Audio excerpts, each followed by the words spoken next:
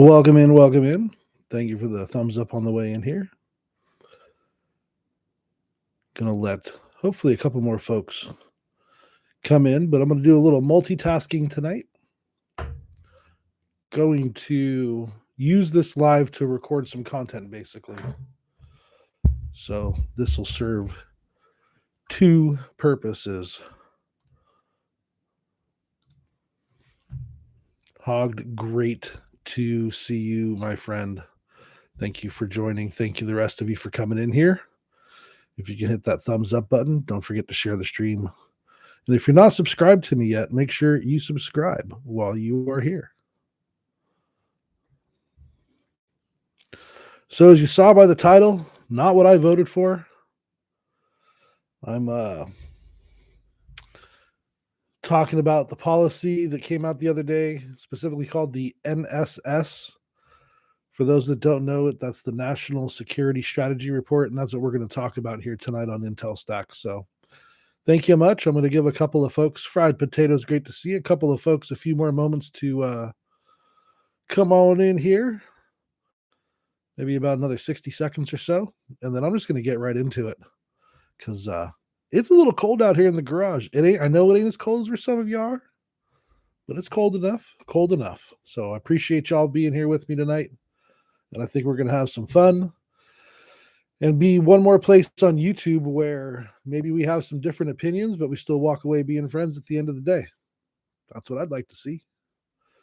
Because I'm sure all of us don't all believe the same thing, right? We have to have some nuances, some differences somewhere. Might as well be able to walk away friends at the end of the day, though. Just makes us unique, right?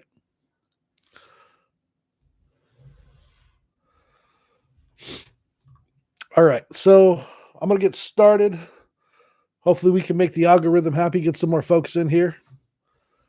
The NSS report, or the National Security Strategy Report, is a U.S. government document mandated by law outlining the president's vision, goals, interests, and policies for protecting national security, detailing how all of the U.S. power, that's diplomacy, defense, and economic, will be used to achieve the objectives, and submitted to Congress periodically. Recent reports, like the 2025 version, emphasize an America First approach, prioritizing national strength, prosperity, and self-interest, making a shift from previous administrations' focus on global alliance and democracy promotion. I'd say that's a pretty fair assessment. Thank you, Gemini. I appreciate that. AI really getting crazy out there, I'll tell you.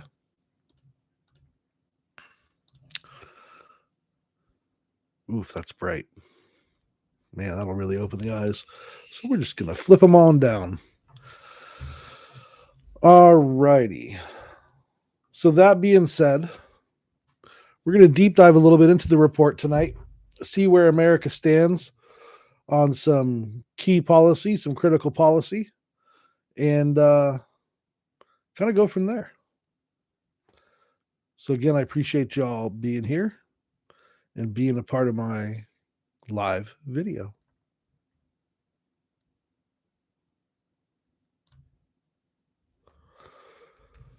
Oof. All right. I got to figure out, I'll do it another time, but I got to figure out how to make Google Docs dark. So tonight we're dissecting the most important document in U.S. foreign policy, the NSS. The NSS, a political document, as I mentioned, outlines an America First blueprint, a vision many of us voted for, but also we can't be blind. It's a mirror reflecting the self-serving and the potentially corruption, dangerous, strategic failures. It's kind of crosses a gambit. So first and foremost, I'm a nationalist. I believe in America first. I don't care what your skin color is. Race doesn't bother me at all. We're all Americans if we're born here. But if you're not born here and you didn't follow the laws on getting here the right way, then that's where my beliefs divide. I believe that we should be able to take care of everybody here first, especially our veterans, before we give any sort of aid to any, especially illegal population. Um, it's it's sad that I've been looking at some figures lately. Families making $7,000 a month off the California state government. Meanwhile, nobody works. Everybody sits at home. They drive great cars and live in big houses. And I struggle for what I got. And I got a 40-hour-a-week job. I know some of y'all can relate to that. So, that being said, I do like the kind of IDGAF attitude that comes out of the White House, that we're going to do things differently than the past. Though I said not what I voted for, let's be very clear. I still think that we are much better off with what we got than what we would have got if we would have voted for Mrs. Harris. Um, it's a very genuine approach, I'll say, the kind of I don't give a care attitude, and I definitely appreciate that. Now, while I can agree with the non-interventionalism that this approach takes, focusing on the Western Hemisphere, I think that in today's society, you do have to keep a broad vision and maybe looking beyond your hemisphere for some of your interests as well. Um, China and Russia have been very deep into the roots of Africa, going after all sorts of minerals. And I get it, a little bit closer to their side of the world. But at the same time, we are the preeminent superpower out there, and we should probably start acting like it. And I think this document backs down a little bit. It definitely is soft as hell on China, soft as hell on Russia. Not to mention T-Man giving those chips up the other day, absolutely putting us in a position. We were about 32 times ahead of China when it came to processing power, when it came to computer chips. And with what Trump did the other day with NVIDIA and letting them sell chips to China, it cuts that difference by 10. And now we're only about 3 times ahead of them. And these chips that we're selling them are going to allow them to more than likely propel past us within the next 10 years. Whether or not their economy is in the decline and their demographics are in the decline and near collapse, this is still going to be an issue down the road, especially if we go to war with them in the next 10 years. If they have a way to start designing things better than us, they got more people than us. I'm sure you guys can do some math. It's not going to be an easy or a sure victory at all if we're able to obtain it. I'll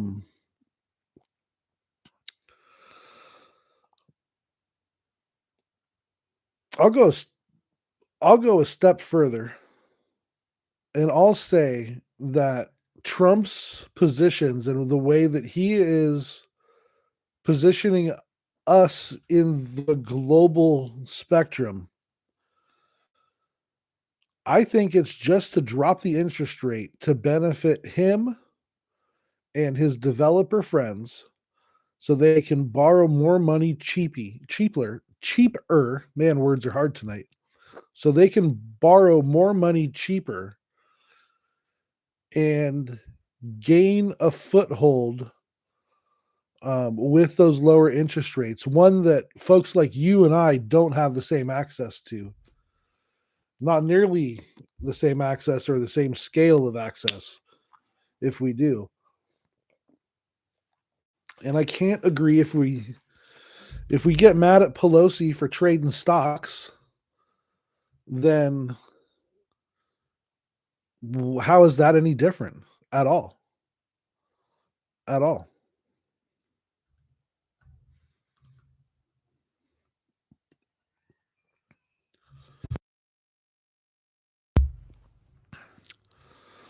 So, moving right along, let's acknowledge some of the good stuff. Border and sovereignty within our own hemisphere, demanding European allies pay up, ending the free riding, making them defend themselves first. And economic security is national security. But where the focus isn't is we sold out Ukraine. China got left off the hook. The economic policy smells of self-dealing, and we've completely cucked out to Russia. Just my thoughts. The other day on the while Frost was live over on Warwatch, I mentioned we'll talk a little bit more about politics over here on my channel than over on the main channel. We won't always agree on everything that I'm saying, I'm sure. But at the end of the day, like I said, as long as we can come back friends and realize that we can agree to disagree about some of the finer points of life, then I want to make sure we have a place here within the Warwatch community that we can have these kind of conversations, that we can talk about these kind of things, that we can show our passion about these kind of things, because too many TikTok reels that don't engage people, that are just text. I don't know if you guys are on that platform at all, but when you scroll through the reels, the ones making videos are the people that want to have a voice. And the ones that just want to yap are the ones that do the TikTok text. And most of the TikTok texts that I'm seeing that are political are anti-Trump, while the videos are pro. Take that for what you will. I think the progressive liberals like to hide behind the veil of the internet, little keyboard warriors, little trolls. And I'm not afraid to say it. Living here in California, I can tell you I am sick and damn tired of the progressives. We need to exit. This no kings protest. They motivate me. They motivate me to want to exile King Newsom, because he is just the worst. All right, off the soapbox and back onto the NSS.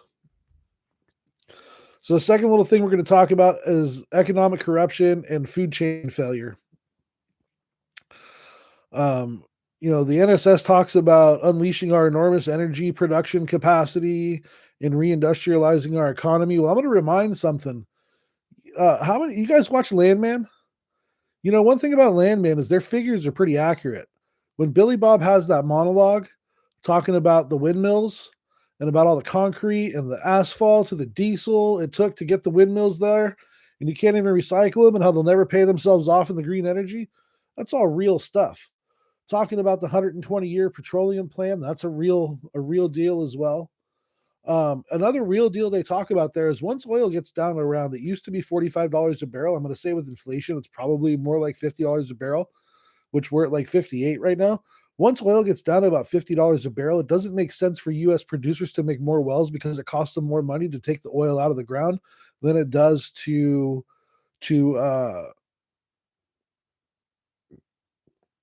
sorry, lost my train of thought there. It costs them more to take the oil out of the ground.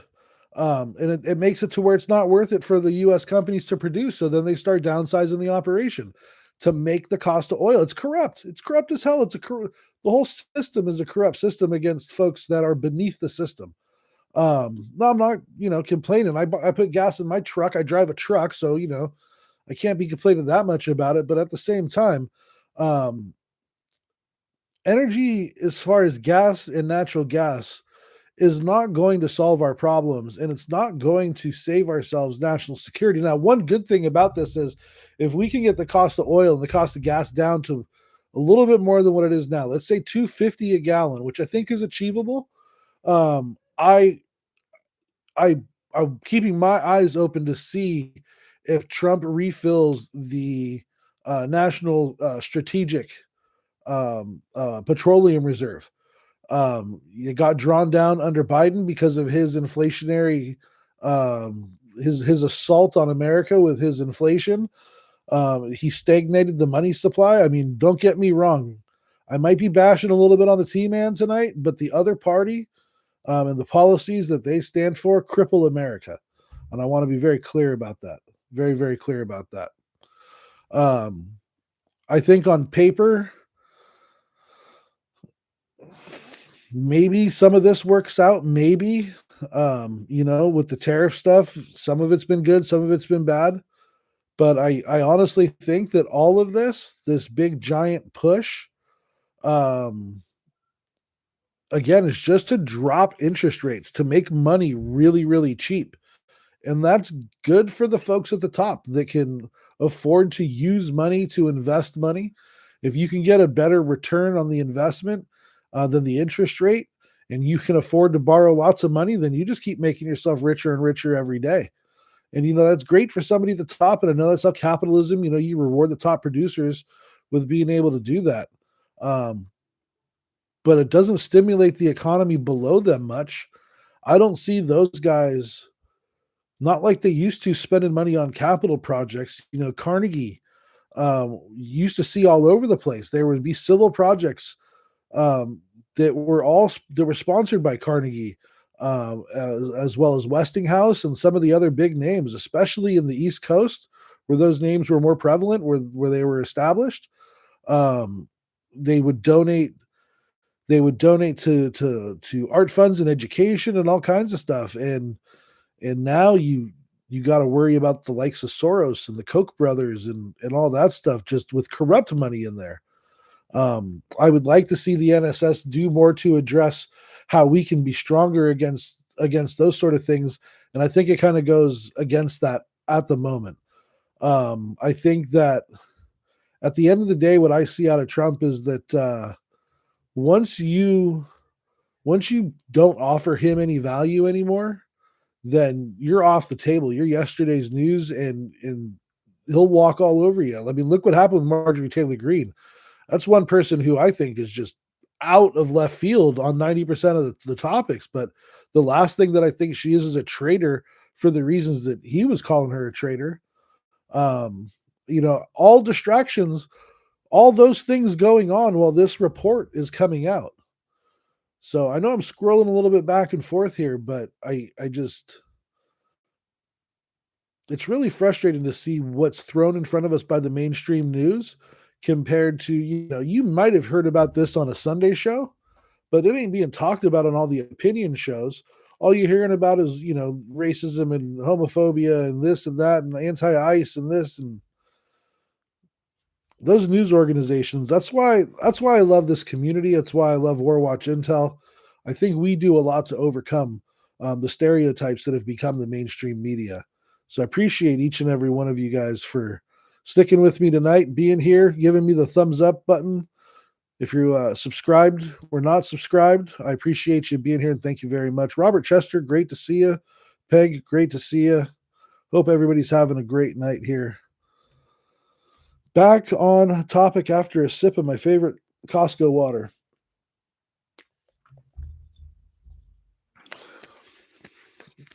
As you can see in the reflection, that light that sits in front of me gets a bit bright. So that's why the glasses are on tonight. Otherwise, I would be sitting here like Cheech and Chong, squinty, because the bright light is in my face. So I appreciate you guys bearing with me on that. And back to business.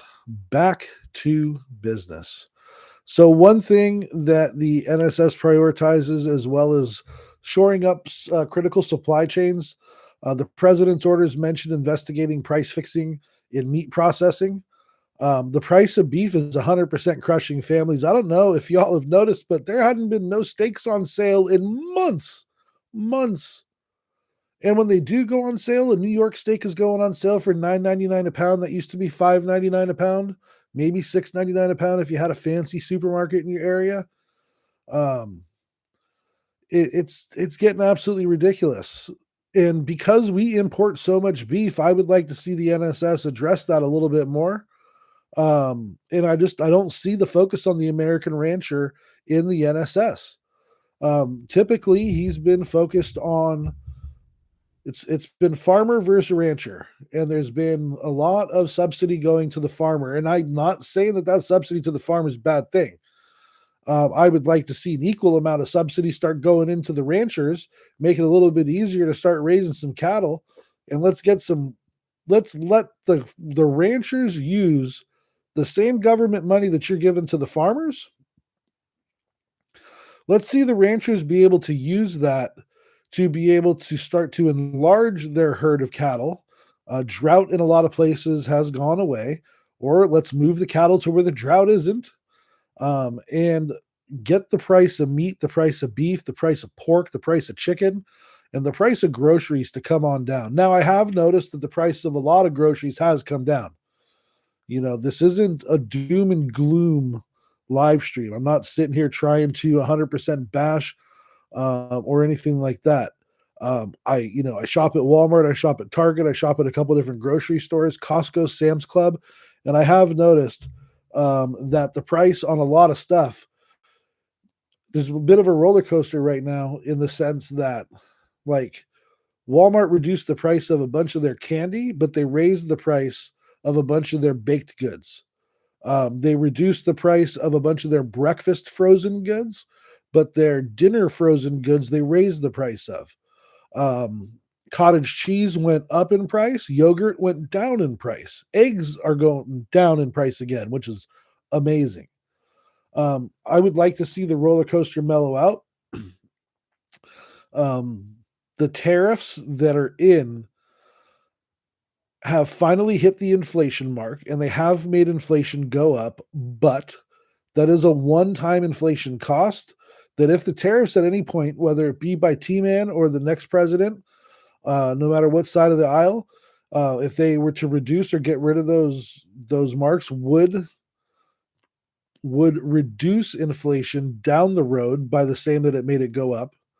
But I think what we should be more upset about it, as far as that goes, is why is the global supply chain, why are all these global leading companies, many of them American companies that sell around the globe, mind you, why are they allowed to keep COVID pricing if COVID is done and everything is back to normal?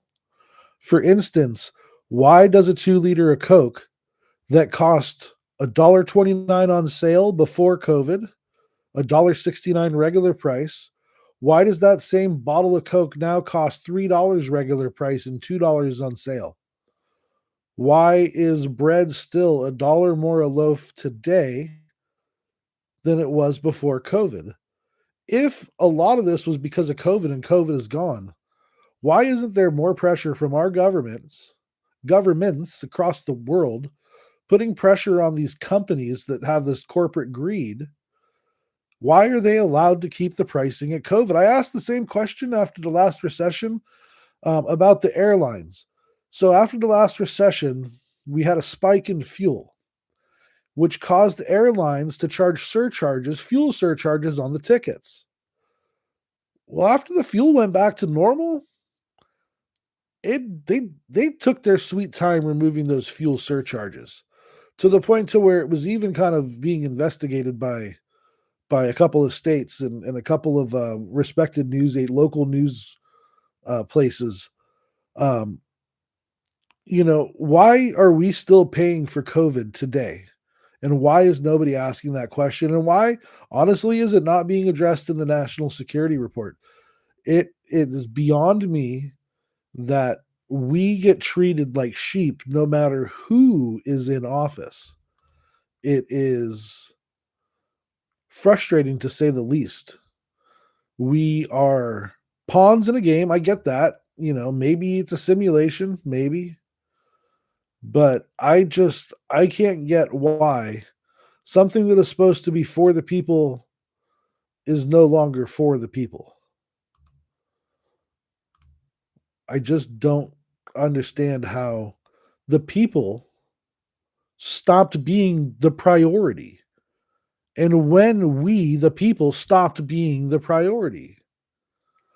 I can tell you when America started turning downhill, when assimilation was no longer part of the NSS, when it stopped being important for people who came here legally to want to be Americans. This whole thing with the Somalis has me absolutely fired up. My opinions are probably a little bit better for that platform that I mentioned earlier, but I'll tell you, I heard some interesting numbers. And I don't think I could talk about them on the YT here. So one of these days we'll get in the Discord, and if anybody wants to ask me any questions about the Somalis and how I feel about the Somali population here in America, We can deep dive in Discord, where I don't have to worry about pissing off an algorithm on any platform, because I got some passionate feelings about that, especially growing up in a particular part of California that was catering to Iraqi immigrants in the 90s, that were fleeing Saddam. And that was my first taste of anti assimilation. And I can tell you that anti assimilation should be the first priority. Just to be clear, addressing anti assimilation should be the first priority in our domestic policy going forward for the next 20 to 50 years, with the amount of anti assimilation that has crept into this country, from the anti religion to the Marxism that is going into our schools, has to be moved up the priority chain and should be in the NSS, in my opinion. In my opinion. Now, great. We're going to have sovereignty at the border, and maybe we can get some good trade deals between Mexico and Canada restarted. I don't have really one feeling or the other on Trump's feud and Canada's feud with each other. I think that there's some good and bad there. I noticed that the conservative movement in Canada has severely weakened since Trump got elected down here. I've seen a couple of videos and read a couple of articles where the conservatives in Canada are really having to give up a lot of position on a lot of things. And it's kind of sad to see that the momentum that we had as, I'll say myself, as a center-leaning conservative, seeing momentum that was building across the world,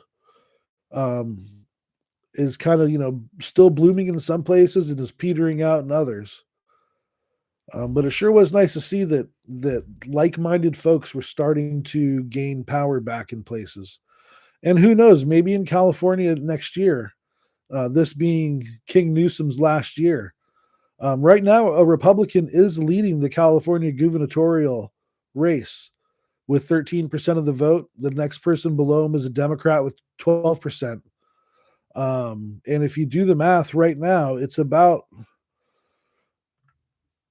45 to 45% going for either, if you were to take all the numbers below the top two and filter them into the candidates, it's like 45-45 with 10% undecided.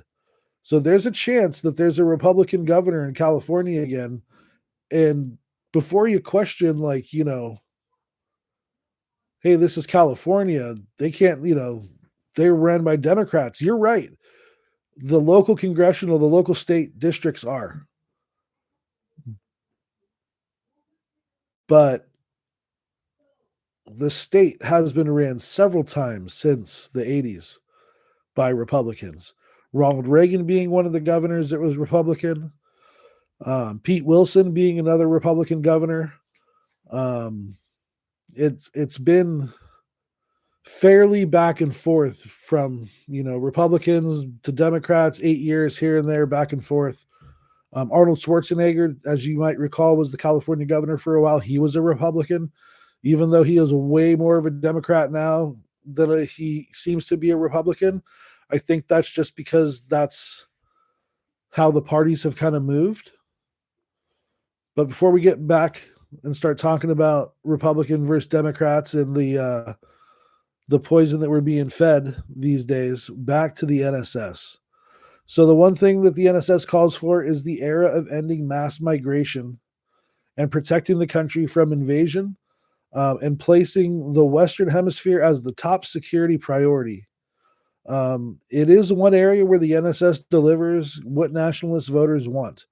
And I want to reiterate, when I say nationalist, it is not the same nationalist that was 1930s Germany with the little mustache man. That is a different kind of nationalist.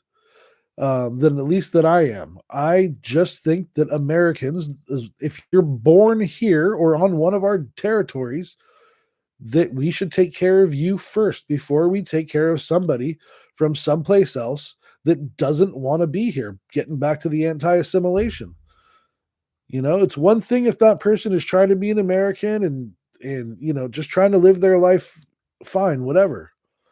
But when you want to bring the BS that you left, when you want to bring that here, that's where I draw the line, and that's one thing the NSS actually gets kind of right, in my opinion. The rhetoric is very strong, and I think the priority shift is correct. Sovereignty begins at the border. At the border.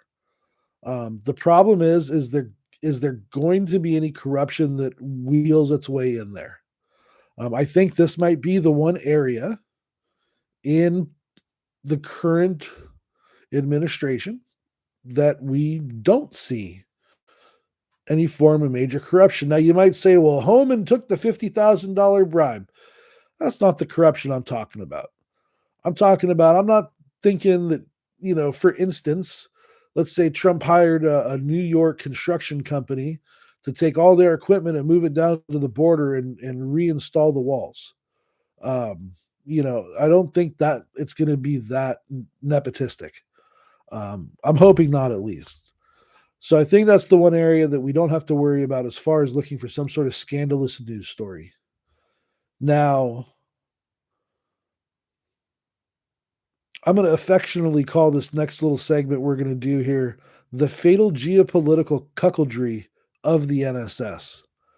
It adopts a super soft tone focusing on strategic stability with Russia and making the end of the Ukraine war a core U.S. interest, pressuring Kyiv towards a quick settlement. Now, I understand the nuance here.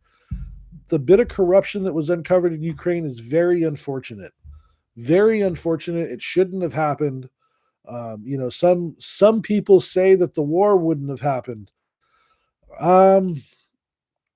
Maybe we would have taken a different point, a different direction when it came to NATO and when it came to doing that. But the bottom line is that we were supposed to be able to protect Ukraine when they gave up their nuclear weapons. And I don't care who was in office, if it was Obama or Trump or Biden or Bush or whoever. The fact of the matter is that we failed to protect.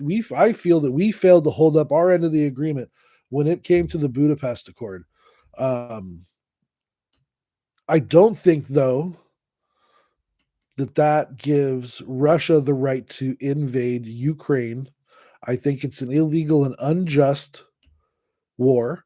I think the Russians have stolen children from Ukraine. I think that's absolutely inexcusable. And I think that just based on that, I question anybody who supports Russia's narrative in this. And the fact to see that the NSS kind of does. I mean, hell, they're giving up, 25% of Ukraine in the peace accords? And in one of them, I saw that Odessa was going to be given up. That's unacceptable. One thing for Crimea to go.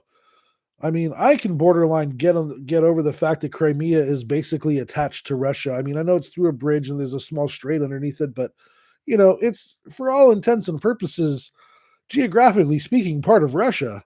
I can get over that. But to cut off Ukraine completely from a Black Sea port, making them solely rely on vessels that can get up into the rivers between Ukraine and Romania over there, is just handcuffing a country, handcuffing a president that, maybe shouldn't be in office anymore, Zelensky. Maybe shouldn't be in office anymore just for the amount of time that he's been there. But man, I got to give the guy credit from going from a nobody, from an actor on TV to stepping in to basically be a patsy, be a scapegoat for all this, and then being able to stand up and have your country hold off an army 5 times your size. I mean, I got to give credit where credit's due on that. And I think walking away from that is horrible.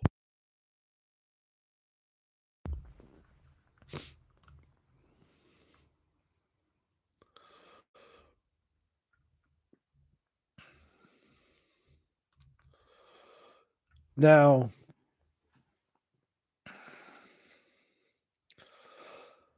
if the war stops, if the killing stops, if the death stops, if the tragedy stops, maybe it's a net positive, maybe for the world in general, but not for Ukraine. And I don't think that shows our other allies, take Taiwan, for instance, because we're pivoting over to China next.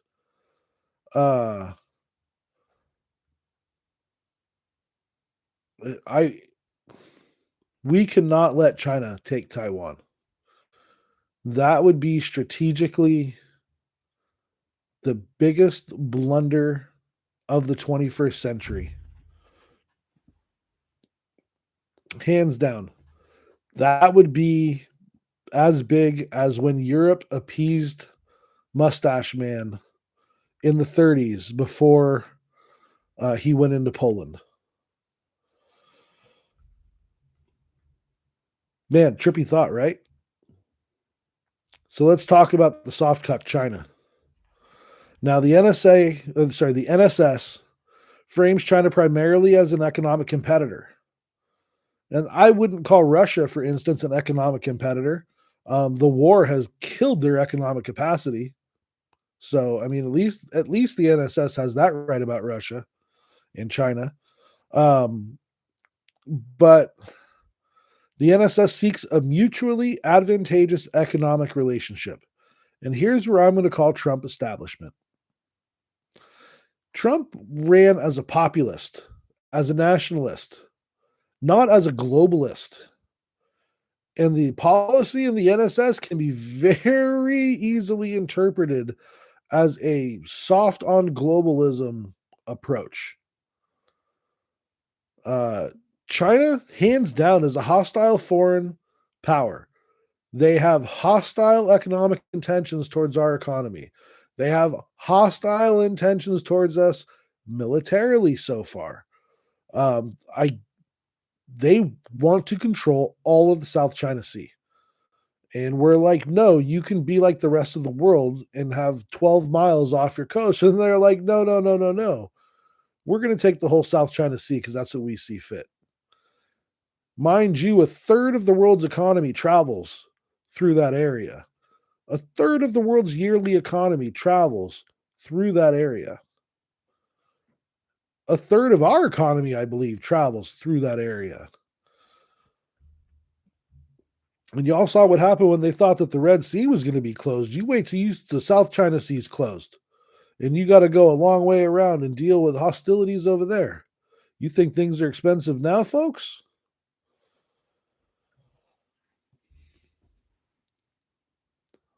I'm going to go out on a limb and say that this NSS is a betrayal of his promise to stand up to Beijing. They've given Beijing and China the green light by prioritizing transactional trade deals over strategic competition, i.e., the AI chips we were talking about earlier. I think we could have done better. I think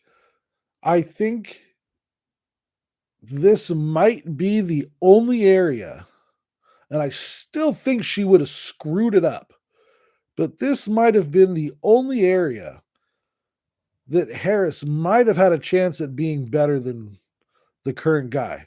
As much as I hate to even think that, because I cannot stand her. I don't think that she would have reversed course. Because remember, Biden's the one that said no chips. And I don't think she would have reversed course on that policy. And sometimes you just cannot cut your nose off to spite your frickin' face. And I think that's where we're at with the AI chips right now. That's for sure. That is for sure. Hopefully we keep doing the freedom of navigation to keep the South China Sea open and to keep Beijing thinking twice. And hopefully we keep supplying our allies over there with great weaponry that keeps Beijing second guessing. I hope it takes them forever to build up an amphibious fleet large enough to be able to invade Taiwan. So it's just a non-starter to begin with. But I don't see things going that way right now, and I don't see this report doing anything to stop that from happening.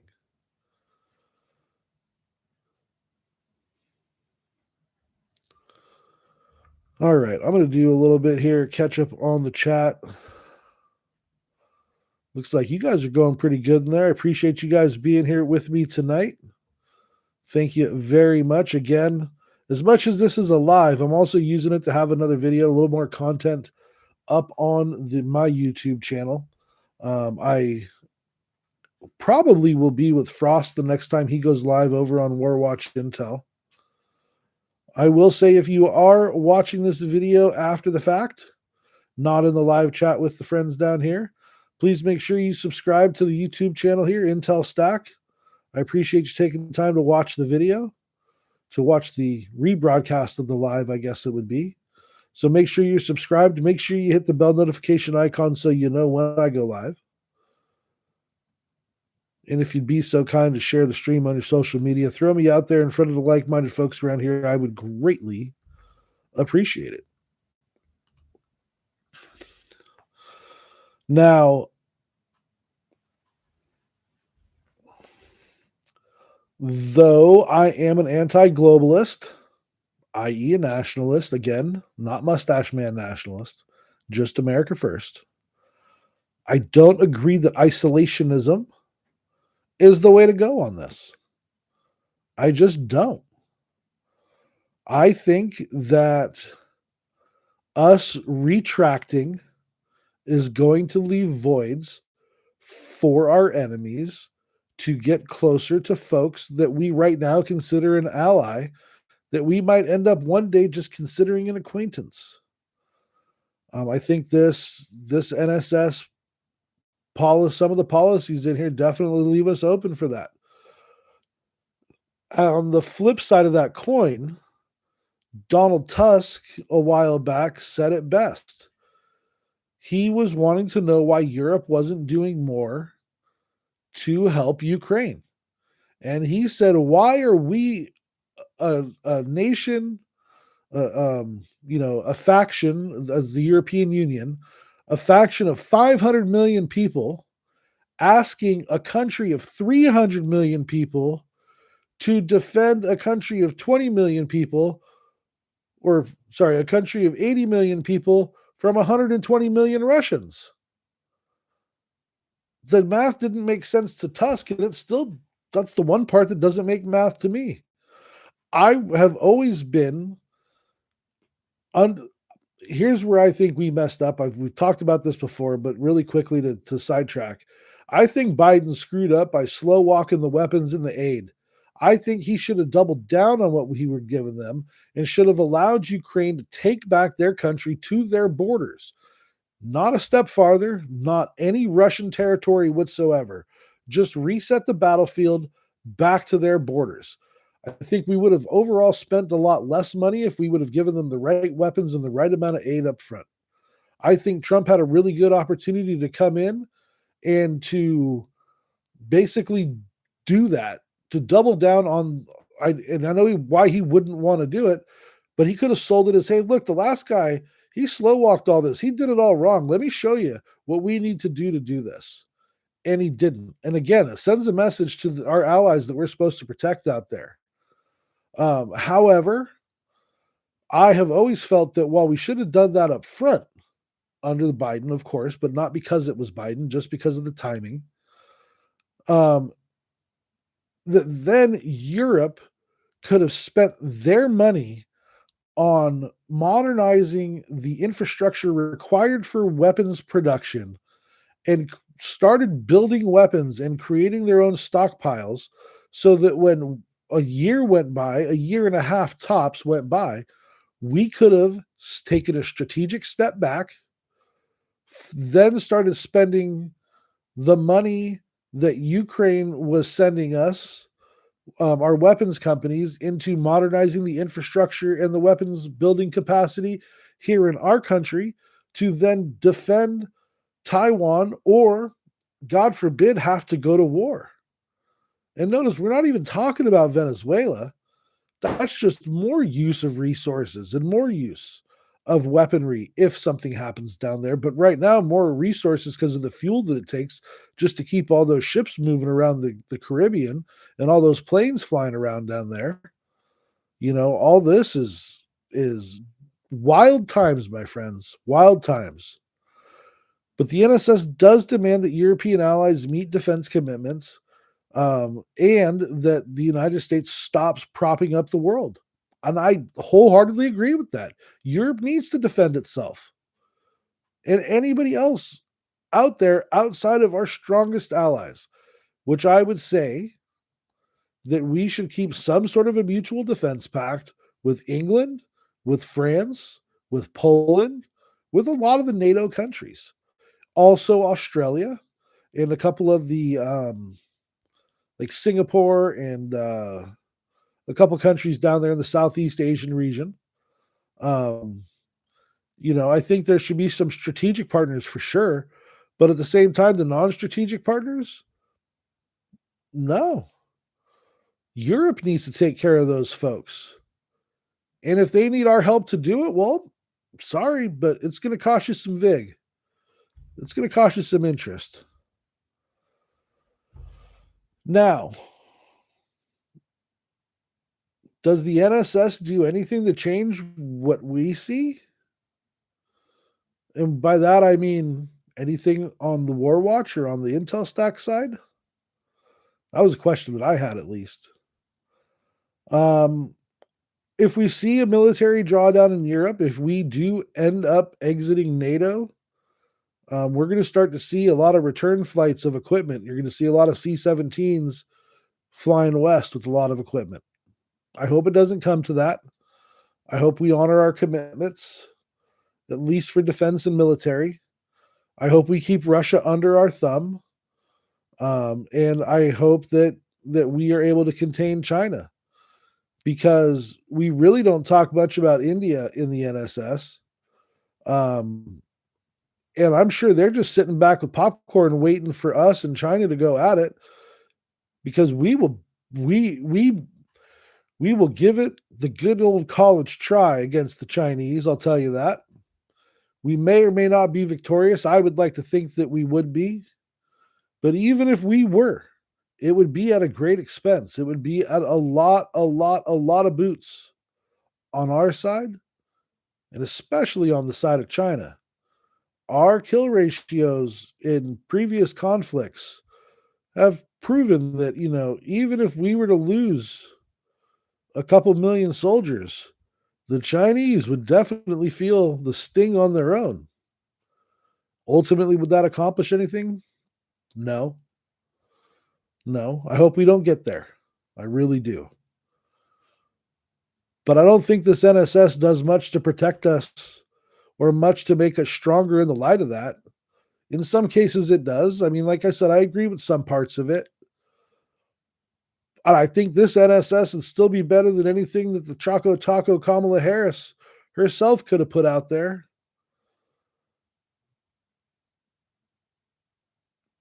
But I don't know that this is the right NSS for us. Current state. It confirms an isolationist shift. It confirms a little bit on the nationalistic side and a little bit on the populist side. But it confirms a lot of old school establishment policies still exist. And it proves that there may be something to the fact that there's a little bit of hanky-janky in the relationship between Mr. Putin and Mr. Trump. I'll tell you that. Either way, we're going to keep an eye on it. We're going to monitor it. We're going to see what happens here over the next year. We still have 3 years of T-Man's presidency, and I'm hoping great things come out of it. I'm hoping that we can persevere and prevail as a nation, prevail as a society. I hope we can get back to being a country again, a non-divided country. I don't know that it's going to go there. It doesn't look like it now. I'll tell you that. But if there's anything that's going to change it, it's us, you and me, having conversations, chatting about it, talking about it, expressing our different viewpoints without wanting to injure or harm each other, without wanting to say that person has this particular idea, so I can't talk to them anymore. It certainly doesn't make me want to dye my hair blue, purple, or any of the other colors of the Skittles rainbow. That's for damn sure. That being said, I appreciate y'all for being here with me tonight. A little bit of a different video. I get it. A little more soapboxy, a little less deep divey. I get it. A little different. But I cannot continue to keep some of those thoughts inside. I don't think you guys should keep your thoughts inside. I think that the War Watch community and the Discord and the YouTube page is a great place to talk about our thoughts, to agree, to disagree, but to get along at the end of the day. If we can do that here in this channel, if we can do it in the War Watch community and set an example for the rest of folks, then we're just helping at that point, on cruise control at that point.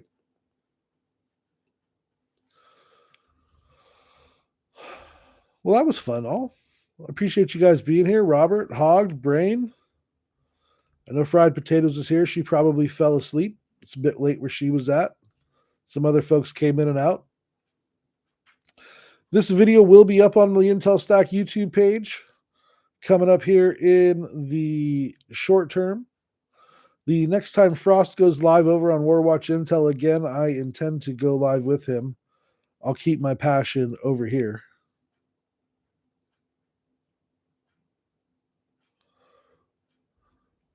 What do you got going on there, Brain? Are you into the whole flock of cameras issue? China and Russia are watching everything here through those things. Oh, yeah. Yeah. Cameras, not my forte. Actually, I used to install them. I used to be a loss prevention officer for Target. So I used to run the closed circuit TV cameras. So I used to install them. And that was back when it was all coaxial and it was all being fed into like coaxial hubs and then put onto 24-hour VHS tapes that were like time lapse. So they would take like a picture or a quick little video snip every 30 seconds across like 16 things. I remember that. But just with being here at Warwatch and knowing the way some things work and some softwares and whatnot that exist, yeah, I'd say that that's a pretty easy thing to do. It's kind of scary to think about it. Let me tell you, I've told y'all I live in the Sacramento area. I live in the suburbs of Sacramento. If I can get up into the hills where the Wi-Fi doesn't reach, sooner than later I would. Unfortunately, I need my kids to be able to have a good enough education to, read and write and all that stuff down later in life, and to make an income to support a family, which makes it really tough. I would love to homeschool my kids and give them a proper education. But I got them in a pretty good school now. So, got that going. But segueing in, there's a camera. So there's some houses that back up to the school, and there's a camera on the back of one of these people's houses that looks into the parking lot and playground of the school. So yeah, very cognizant of the flock. I think it's something that's very real, something that we should all be concerned about. But at the same time, cameras are everywhere. Everywhere. It's walking down the street now is almost like walking into a casino 20 years ago when it comes to camera exposure. Especially if you're in a downtown area, you got cameras and webcams and all kinds of stuff that just hit every angle, man. It's absolutely crazy. And the fact that they can, monitor that for a social credit score, that's worth a whole big deep dive in and of itself. That's worth a live one of these nights, where I really want to deep dive into the CCP, and I want to talk a whole bunch of smack about Xi and the Chinese Communist Party, and what they do to their people, like the re-education camps for the Uyghurs. I would love to get into something like that. So I'm going to keep that on the message board for a future live. As much as I love the airplanes and the other stuff that we cover, deep diving into stuff like that, man, that just really tickles the pickle, if you know what I mean. Well, that being said, guys, we're working on just a little bit under an hour here. I got to wrap it up, head in the house, shower up, head to bed for work tomorrow. I hope everybody has a great evening, great rest of their Thursday night, or a great Friday morning, depending on where you are in the country and or around the world checking out this live. Again, I really appreciate everybody that stopped through tonight, and I appreciate anybody who took the time to watch this video after it posted. I hope, again, everybody has a great night, a fantastic weekend coming up here, and we will be back with you live soon. This is Swiller. You're on IntelStack, and I am out.